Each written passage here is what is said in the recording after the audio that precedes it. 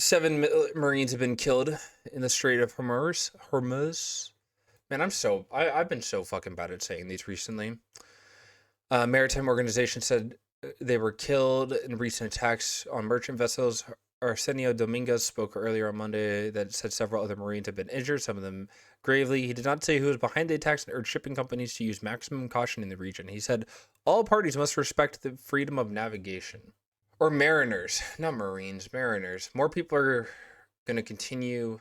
Iran backed Yemeni group welcomes selection of new Azerbaijan's president. Oh yeah, they chose the new leader, like objectively chose the new leader.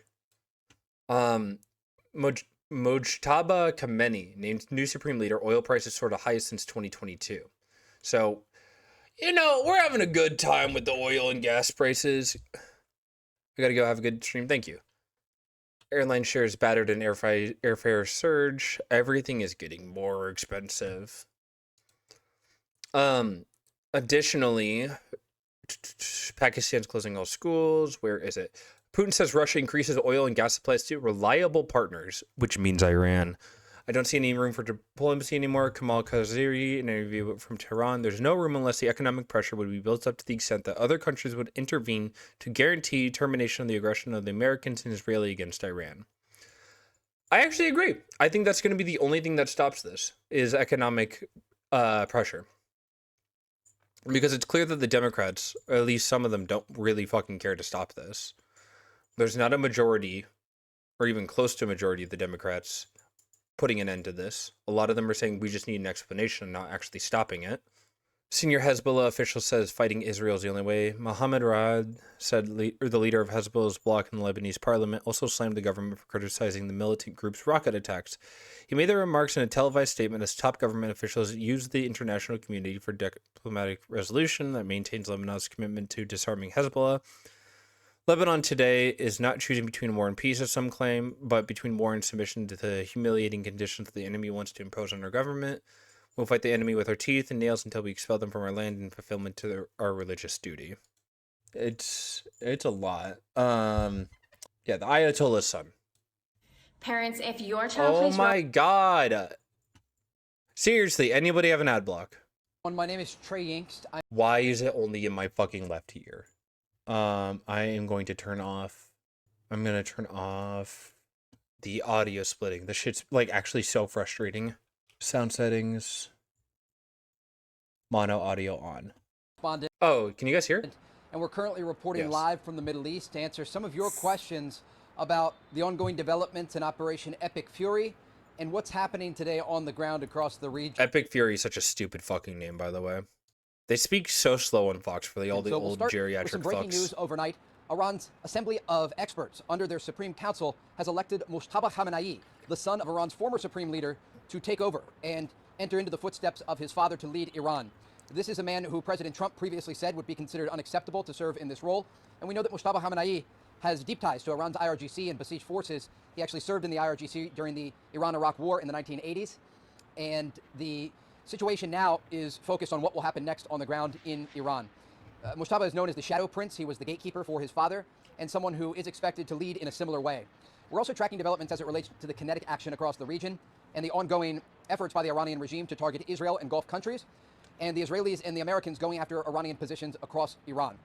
We know earlier today, Israel launched a new series of airstrikes, not just around the Iranian capital of Tehran, but also a number of other locations. And over the weekend, we saw Israel target the fuel facilities, oil depots and storage facilities on the outskirts of Tehran. 4 separate facilities were hit in airstrikes, and that led to a dark black smoke billowing across the Iranian capital. The Iranians have responded with ballistic missile fire of their own, specifically also targeting Israel, where today at least one person was killed in central Israel.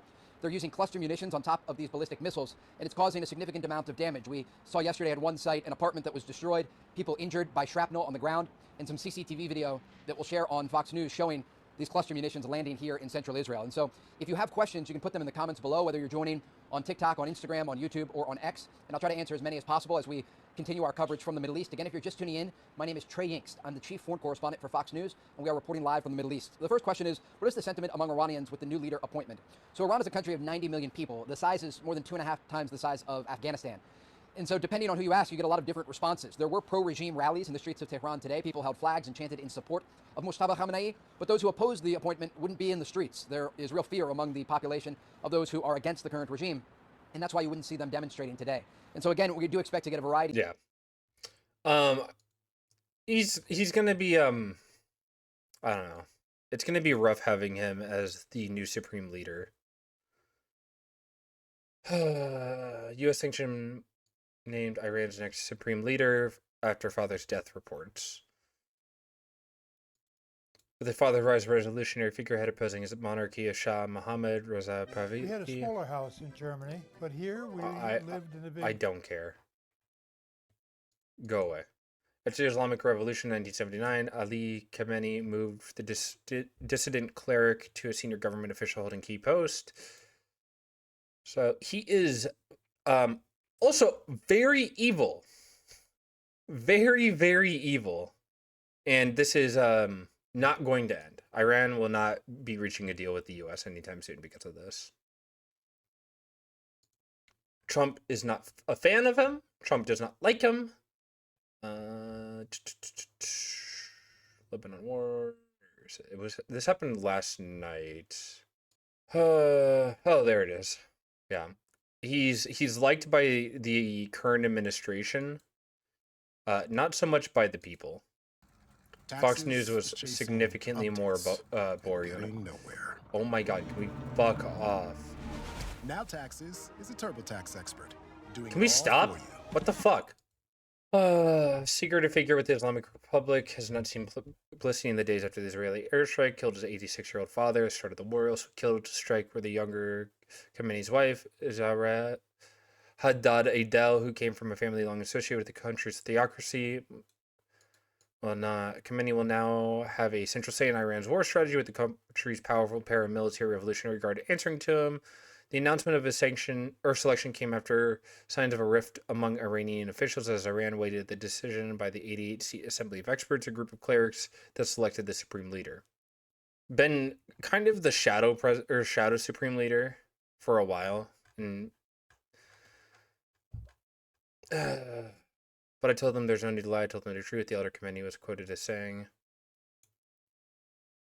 "I mean, you be born into a theocratic monster's life as their child. Due to his skills and wealth, unmatched alliances reportedly seen by a number of regime insiders as a plausible candidate for shared leadership of Iran upon his father's demise, whether the demise is soon or years in the future," it said. Khamenei has worked closely with Iran's paramilitary Revolutionary Guard, both with commanders of Expeditionary Quds Force, and its all-volunteer Basij that violently suppressed nationwide protests in January. U.S. sanctioned him in 2019 during the first term of Donald Trump over working to advance his father's destabilizing regional ambitions and oppressive domestic objectives.